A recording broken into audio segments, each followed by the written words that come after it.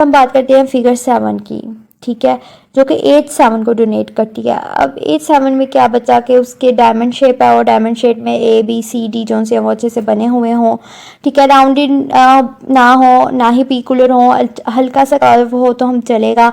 उसके अलावा loop sided की बात हुई है, opposite angles do not have to be directly across from each other, कि ऐसा भी नहीं है कि अगर एक कोना है तो दूसरे कोना उसके सामने ही आए, ठीक है, लाइक अ काइट, हम एक कोना दूसरे कोने के परपेंडिकुलर या सामने ना भी हो तो चलेगा, ठीक है, बस चार कोने अच्छे से बने हुए हों वो सही है।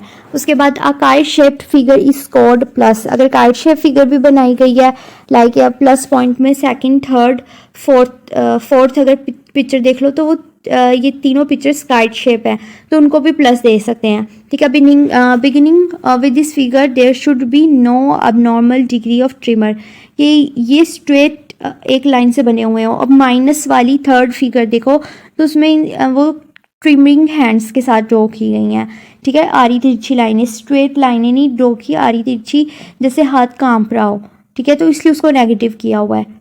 उसके अलावा अगर हम बात करें पहली माइनस की तो उसमें एंगल नहीं अच्छे से बना हुआ, सेकंड में भी एंगल अच्छे से नहीं बना हुआ, फोर्थ में भी एंगल अच्छे से नहीं बना हुआ और फिफ्थ में भी एंगल अच्छे से नहीं बना हुआ। अब यहाँ पे डायमंड शेप की बात करें, अगर डायमंड के साथ की बजाय अगर वो काइट बना दे तो हम पॉजिटिव स्कोर कर देंगे, लेकिन अगर वो स्क्वायर या रेक्टेंगुलर बना देगा तो फिर हम इसको नेगेटिव ही स्कोर करेंगे।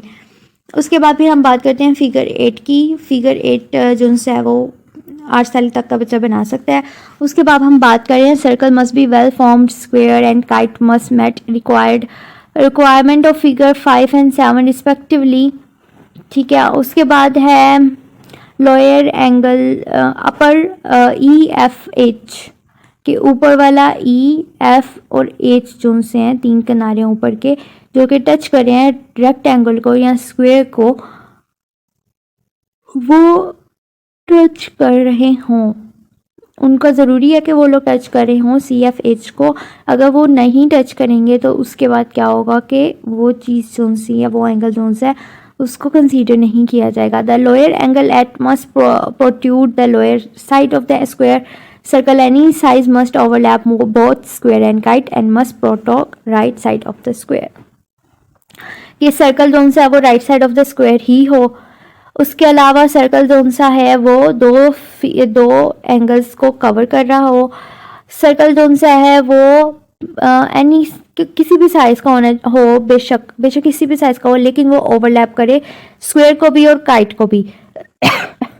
स्क्वायर की निचली वाली साइड जो सी हैं वो जो सी हैं वो बाहर उससे बाहर निकल सकते हैं, काइट बाहर निकल सकती है, लेकिन ऊपर वाली साइड के विद इन ही रहेगी काइट, ठीक है। आई होप कि आपको ये चीज़ भी, ये वाली फिगर भी अच्छे से समझ आ गई हो। अब हम बढ़ते हैं नेक्स्ट फिगर की तरफ, फिगर 9 की तरफ। Diamond 3 and only 3 the other must not touch, कि सिर्फ 3 ही डायमंड बनाने हैं, 3 डायमंड से ज़्यादा नहीं बनाने, और must meet requirements of figure 7। Figure 7 की रिक्वायरमेंट्स हो, जैसे हमने जो सारी काइट की फिगर पढ़ी थी कि काइट हो सकती है, स्क्वायर रेक्टेंगल होगा, नेगेटिव होगा, और ज़रूरी नहीं कि अपोजिट साइड जो से एक दूसरे के आमने सामने आ रही हूँ, तो वही सारी रिक्वायरमेंट्स हैं। अगर हम देख लें तो वो ही है कि काइट बनाया हुआ है, थर्ड वाले को काइट बनाया हुआ है और उसमें अच्छे से फिल किया हुआ है, और फर्स्ट वाले में भी काइट ही है, काफ़ी दूर से नज़र आ रही है, और अच्छे से उसको भी फिल करने की कोशिश करें। उसके बाद है फिगर 10।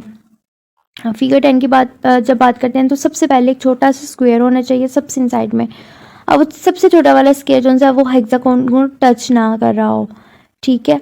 और हेक्सागोन उसके बाद आएगा, उस हेक्सागोन के बाद एक सर्कल आएगा, उस सर्कल के बाद फिर एक आउटलाइन आएगी, ठीक है, और वो ऐसे होनी चाहिए। और स्क्वायर की हेक्सागोन की जो सी तस्वीर है या फिर जो भी है रिक्वायरमेंट्स, जो शेप है वो बरकरार होनी चाहिए। अगर हेक्सागोन और स्क्वायर की शेप ख़राब हुई तो हम नेगेटिव स्कोर कर देंगे, जैसे कि थर्ड माइनस वाले में फर्स्ट फिगर में हेक्सागोन की शेप ख़राब हुई है, और माइनस वाले में ही लास्ट वाले में स्क्वायर की शेप ख़राब हुई है।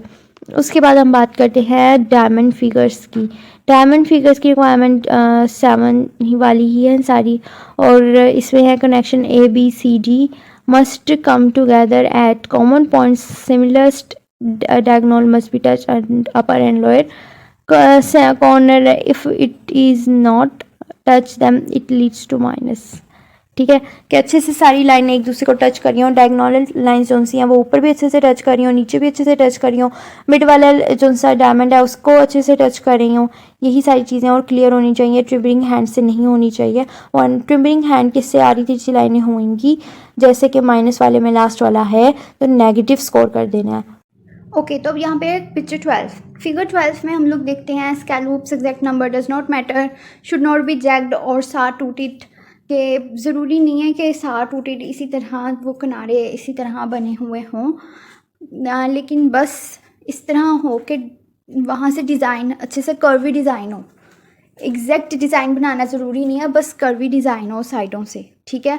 और मस्ट शो 2 डिमेंशंस, और ये जो सी पिक्चर है ना ये 2 डिमेंशनल है कि पता चल रहा है कोई ऐसी चीज़ है जो फोल्ड हो रही है या दूसरा, तो आपको जो सी ड्रॉन पिक्चर है ना वो देख के वो 2 डिमेंशनल होनी चाहिए, ऐसे पता चलना होना चाहिए। स्पेशली अगर हम गौर करें तो ये वाला एक एंगल और ये वाला, ये ट्राइंगल्स जो से हैं इसमें टोटल 2 3 4 5 ट्राइंगल्स जो से ना मिल रहे हैं, तो वो इस तरह होनी चाहिए, ठीक है। 2 डिमेंशंस वर्टिकल एंड हॉरिजेंटल, ये वर्टिकली भी देखें तो हमें इसी तरह लगे, हॉरिजेंटल भी देखें तो इसी तरह लगे कि प्रॉपर वर्टिकल और प्रॉपर हॉरिजेंटल 2 डिमेंशन होनी चाहिए। और flag AEF eight top must be made up of 2 triangles, कि सबसे ऊपर जो एक फ्लैग टाइप शेप है ना, सबसे ऊपर ये फ्लैग टाइप शेप, ये 2 ट्राइंगल्स होने चाहिए, ठीक है। उसके अलावा एक ये ट्राइंगल होना चाहिए, एक ये ट्राइंगल होना चाहिए, ये 2 ट्राइंगल, ये तीसरा ट्राइंगल, ठीक है। ये ऐसे ट्राइंगल होने चाहिए। उसके अलावा all lines must be nicely connected at the proper point, सारी लाइन्स उनसे वो प्रॉपर पॉइंट्स में मसली। और फिर वही चीज़ कि ये ज़रूरी नहीं है एज इट इज़ हो, बस हल्की सी कर्वी भी हो तो वो भी चलेगी। और उसके अलावा हॉरिजेंटल अच्छे से होनी चाहिए, वर्टिकल अच्छे से होनी चाहिए, और ये फ्लैग अच्छे से बना होना चाहिए, ठीक है। अब अगर हम देखें ये पिक्चर अच्छे से हॉरिजेंटल वर्टिकल फ्लैग बना हुआ है और 7 टूटेड जॉन से हैं वहाँ से वैसे ही कर्वी हैं, ठीक है। उसके अलावा अगर हम दूसरी देखते हैं, अगर हम लोग इसके ये नीचे वाली देखते हैं तो नीचे वाली में वर्टिकली सही नहीं बनी हुई, हॉरिजेंटली सही नहीं बनी हुई, और ये 7 उठी देखें, और ये सही से अप्रोप्रिएट नहीं है। इसका ये वाला जो सा फ्लैग है वो सही से नहीं बना हुआ, इसका ऊपर वाला फ्लैग नहीं अच्छे से बना हुआ। तो बस इन चीज़ों पे फोकस करना, और अगर वो चीज़ें बनी हुई होंगी तो फिर हम इसको पॉजिटिव पॉइंट दे देंगे, अगर अच्छे से नहीं बनी होगी तो फिर हम ऑब्वियसली नेगेटिव पॉइंट देंगे। उसके अलावा फिर प्लस और ड्राइंग परमिटेड एंड नेगेटिव्स वगैरह जो से हैं। अच्छा, अब हमारे पास ये फिर एक एक्यूरेसी स्कोर शीट आती है, इसमें हमारे पास जितने एरर्स आए होते हैं ना उन एरर्स को यहाँ पे दिखना होता है, ठीक है। मुझे एक ज़रा पेंसिल, नंबर ऑफ़ एरर्स हमारे पास ये हैं,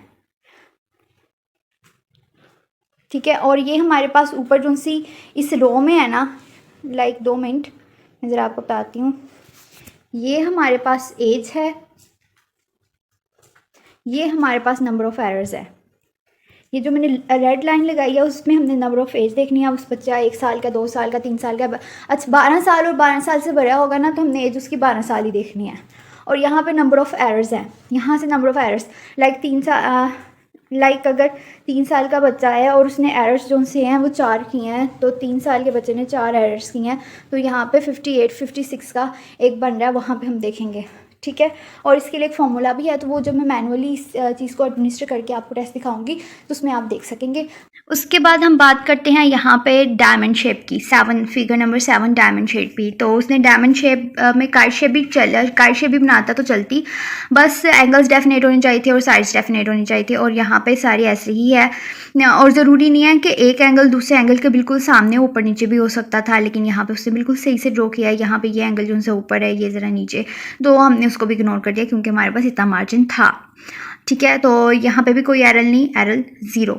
उसके बाद फिर हम आ रहे हैं इस वाले पे फिगर नंबर 8 पे। फिगर नंबर 8 ज़रा कॉम्प्लेक्स हो जाती है कि एक रेक्टेंगल या स्क्वायर है, उसके अंदर एक हमने उन्हें बनाना है, काइट बनानी है और साथ में एक सर्कल। तो इसी तरह यहाँ पे इसने बनाया हुआ है और हमें एंगल्स देखने को मिल रहे हैं कि राउंड अबाउट वो सही से बने हुए हैं एंगल्स। सर्कल जो सा वो 2 कॉर्नर्स को टच कर रहा है और एक कॉर्नर भी अंदर आ रहा है, इस तरह भी आ सकता है।